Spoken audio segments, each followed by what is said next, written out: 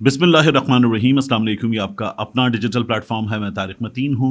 गुज़श्ता video में आपने देखा कि एक से दो मौक़े पर कुछ देर के लिए आवाज़ जो है उसमें कुछ ख़राबी पैदा हुई थी। उसको ठीक करने की, किसी हद तक फ़िक्स करने की कोशिश की गई। बहुत ज़्यादा फ़िक्स नहीं हो पाई, बट वो मैंने आपके लिए पब्लिश ज़रूर की। आपने देखा, पसंद भी किया, इस चीज़ का शिकवा भी किया। आपसे माज़रत कि ये हुआ, इसको कोशिश करेंगे दोबारा ना हो। और आपसे सबसे पहले दरख्वास्त कि घंटी का बटन दबा दीजिए, सब्सक्राइब कीजिए, लाइक कीजिए, शेयर कीजिए। अलग न्यूज़ के लिए भी घंटी का बटन दबाइए, सब्सक्राइब कीजिए।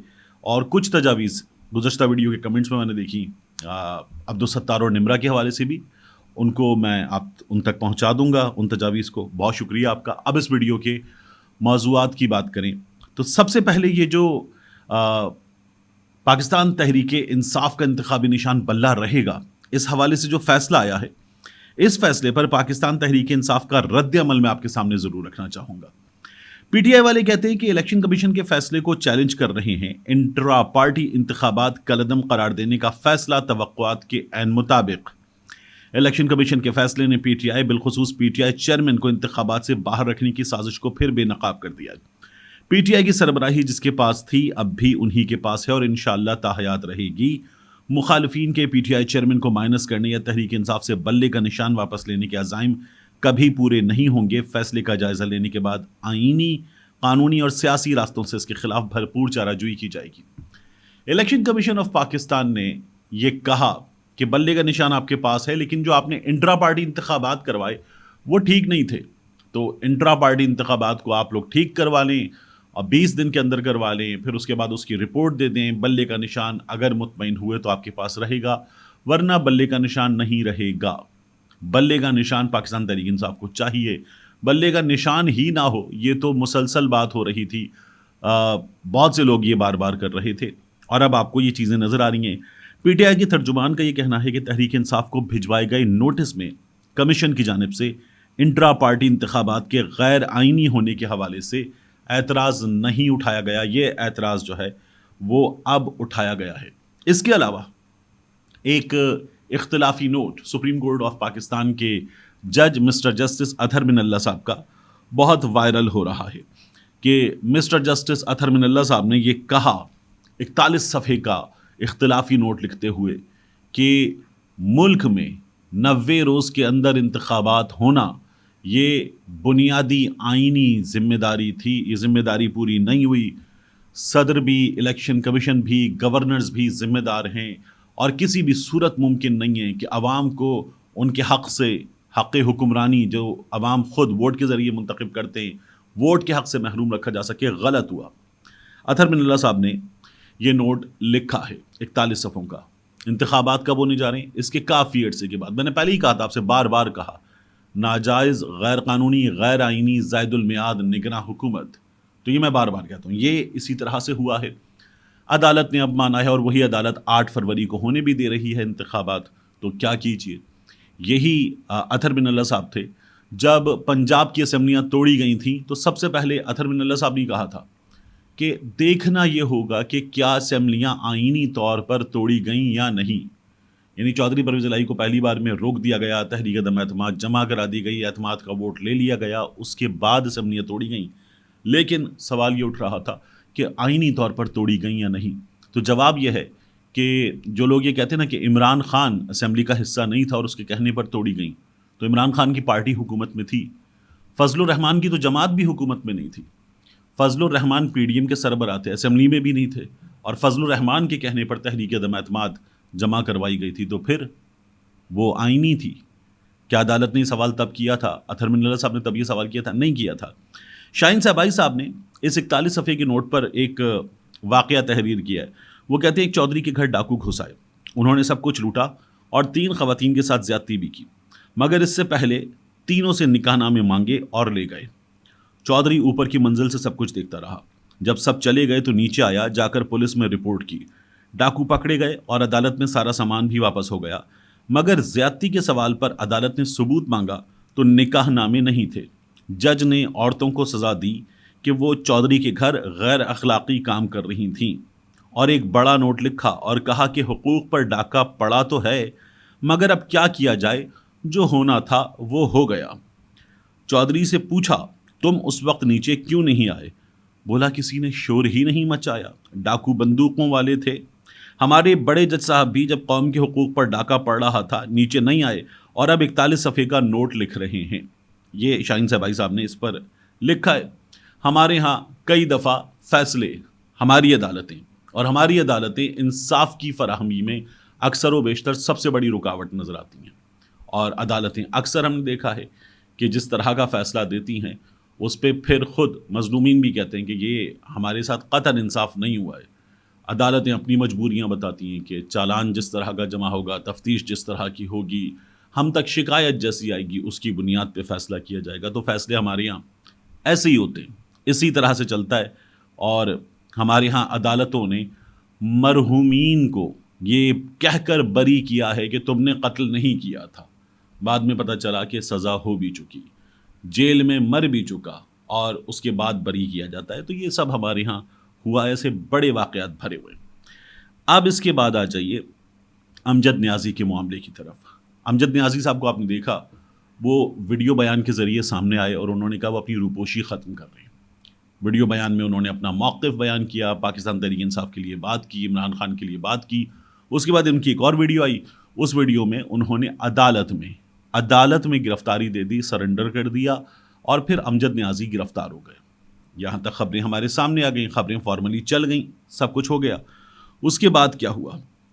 اب خبر یہ ہے کہ میاں والی سے سابق رکن قومی اسمبلی امجد خان نیازی، جنہوں نے خود کو 3 روز پہلے انسداد دہشت گردی کی عدالت کے حوالے کیا، پولیس اور میڈیا کی موجودگی میں واضح طور پر بیان دیا، اب ان کی صحت اور سلامتی عدالت کی ذمہ داری ہے۔ یہ پاکستان تحریک انصاف والے لکھ رہے ہیں۔ وہ کہتے ہیں کل اور اس سے پچھلے روز رات کو عمر ایوب صاحب کا یہ بیان ہے، نامعلوم افراد کی جانب سے ان کے سیل سے انہیں نکالا گیا، ایک نامعلوم مقام پر لے جایا گیا جہاں انہیں بدترین تشدد کا نشانہ بنایا گیا۔ یہ نہایت قابل مذمت ہے۔ عدالت کو اس کا فوری نوٹس لے کر ذمہ داروں کے تعین اور ان کے کڑے محاسبے کے لیے تحقیقات کا اہتمام کرنا ہوگا۔ جب عدالتی پناہ اور حفاظت میں سے لوگوں کو اچک لیا جائے اور انہیں تشدد کا نشانہ بنایا جائے تو قانون عملاً وفات پا جاتا ہے اور پورا عدالتی نظام ایک تماشا بن کر رہ جاتا ہے۔ ایسے واقعات ان ممالک میں پیش آتے ہیں جہاں پورا سماجی اور حکومتی نظام تباہی اور بربادی کی آخری حدوں تک پہنچ جائے اور کسی بھی لمحے بکھرنے کو تیار ہو۔ یہ ہے صورتحال۔ ایک بندہ عدالت آیا، اس سے پہلے ویڈیو پر آیا اور اس نے کہا جی میں خود کو حوالے کر رہا ہوں، اور اب اس کے حوالے سے پاکستان تحریک انصاف کے رہنما عمر ایوب صاحب یہ لکھ رہے ہیں۔ نہیں ہوا تو امجد نیازی کو سامنے لایا جائے۔ عمر ایوب صاحب ممکن ہے جھوٹ بول رہے ہوں، سامنے لایا جائے، سامنے لا کر ویڈیو بیان پر دوبارہ ان سے بات کروا دی جائے اور فوری کروا دی جائے۔ اگر ان پہ تشدد ہوا ہے تو وہ بھی پتہ چل جائے گا، دیر سے ہوگا، وہ تشدد کے نشانات بھی ضائع ہو سکتے ہیں، اور پھر بندہ کیا بولے گا جو حراست میں ہوگا۔ تو اس چیز کو عدالتی سطح پر دیکھا جائے، کیونکہ انہوں نے خود کو عدالت کے حوالے کیا تھا اور عدالت کی پناہ میں دیا تھا۔ لیکن اب اس طرح کی چیزیں سامنے آ رہی ہیں تو انصاف ہونا چاہیے اس معاملے میں بھی، لیکن ہمیں ہوتا ہوا نظر نہیں آ رہا ہے۔ اب اسی طرح سے ایک اور بڑی دلچسپ صورتحال ہے۔ عمران خان صاحب نے ایک درخواست دی اسلام آباد ہائی کورٹ میں، وہ درخواست، فیصلہ نہیں ہوا، درخواست پہ درخواست دی گئی کہ فیصلہ کر دیں۔ پھر اس کے بعد عمران خان صاحب نے اب ایک اور درخواست دی ہے کہ وہ درخواست پڑی ہوئی تھی، اس پہ فیصلہ نہیں ہوا، اس پہ فیصلہ کر دیں، یعنی اپیل، ریمائنڈر ٹو اپیل، یہ والی صورتحال ہے۔ ہوا کیا ہے دیکھیے، عمران خان صاحب کا، جو میں نے آپ کو پہلے بھی یہ کہانی ایک بار سنائی تھی، کیس واپس لینے کی درخواست اور 10 مہینے، 21 اکتوبر 2022 کو توشہ خانہ ریفرنس کا الیکشن کمیشن کا فیصلہ آیا اور ایک ہفتے کے اندر عمران خان نے فیصلہ اسلام آباد ہائی کورٹ میں چیلنج کیا۔ چیف جسٹس عامر فاروق نے فیصلہ معطل نہیں کیا، لیکن میاں والی کی نشست پر ضمنی الیکشن کرانے سے روک دیا۔ اس دوران الیکشن کمیشن کا فیصلہ معطل نہ ہونے کی وجہ سے عمل درآمد شروع ہو گیا، سماعتیں ہوتی رہیں۔ الیکشن کمیشن نے عمران خان کو توشہ خانہ فیصلے کی بنیاد پر چیئرمین شپ سے ہٹانے کی کارروائی کا آغاز کیا، تو عمران خان صاحب نے لاہور ہائی کورٹ میں کارروائی چیلنج کر دی۔ لاہور ہائی کورٹ میں بھی ان کے وکیل نے بھی بتایا کہ ہم نے اسلام آباد ہائی کورٹ میں کی ہوئی ہے، واپس لے لیں گے درخواست۔ وہ درخواست ہی واپس نہیں ہوئی۔ یہ معاملہ جو ہے وہ چلتا رہا، اور پھر دیکھیے ہوا کیا کہ 13 ستمبر کو اس سلسلے میں جو جنوری میں درخواست جمع کی تھی 13 ستمبر کو فیصلہ محفوظ ہوا.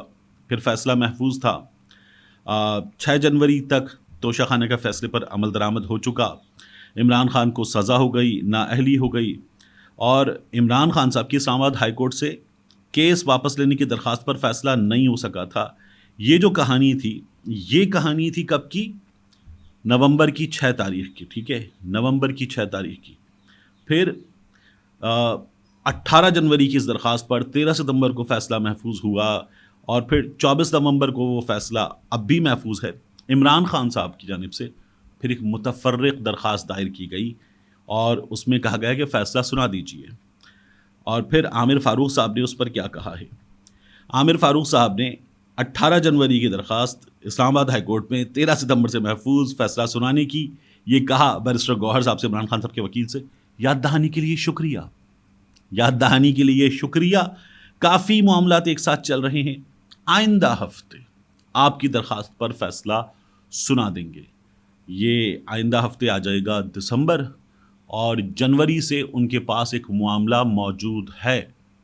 اس معاملے پر فیصلہ نہیں سنایا گیا ہے، لٹکا ہوا ہے، چلے جا رہا ہے یہ معاملہ. یہ عمران خان صاحب کی جانب سے اب ایک اپیل کر دی گئی ہے. کیا کہا تھا میں نے آپ سے؟ اپیل پر فیصلہ کر دیں.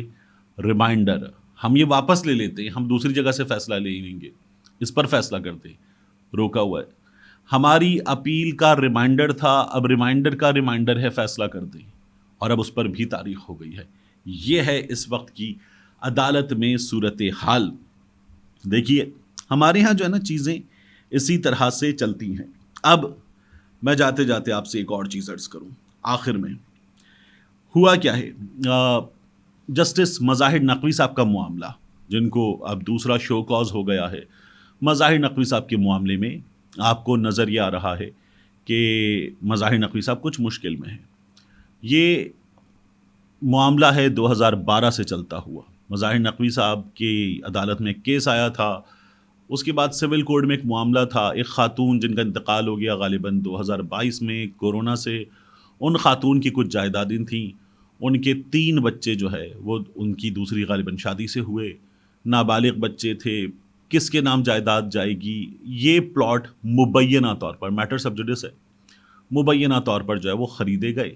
اور اب یہ معاملہ وہاں پر زیر سماعت ہے. وہ خود کو بے گناہ ثابت کر دیں، اچھی بات ہے. نہ ثابت کر سکیں تو ہم ان کے خلاف کارروائی ہوتے ہوئے دیکھیں، اور کارروائی ٹھوک بجا کے ہو. طاقتور آدمی، سپریم کورٹ آف پاکستان کے جج، ان کے خلاف کارروائی ہو اور کچھ ثابت ہو جائے، بہترین، سزا ہو جائے. مسٹر جسٹس سردار طارق مسعود صاحب، سینئر پیونی جج، ان کے خلاف بھی تو درخواست آئی تھی. کیا ہوا؟ یہ باہر آ کر ان خاتون کا اپنا بیان ہے، یہ میرا نہیں، ان کا اپنا بیان ہے کہ جی مجھ سے سوالات کیے گئے، تابڑ توڑ سوالات کیے گئے، مجھ سے کہا گیا آپ کو جانے نہیں دیں گے جب تک آپ بتائیں گے ہی نہیں کہ آپ کے پاس دستاویزات کہاں سے آئیں گے، آپ واپس نہیں آ سکیں گے، آپ کو ایسی جگہ بھیج دیں گے.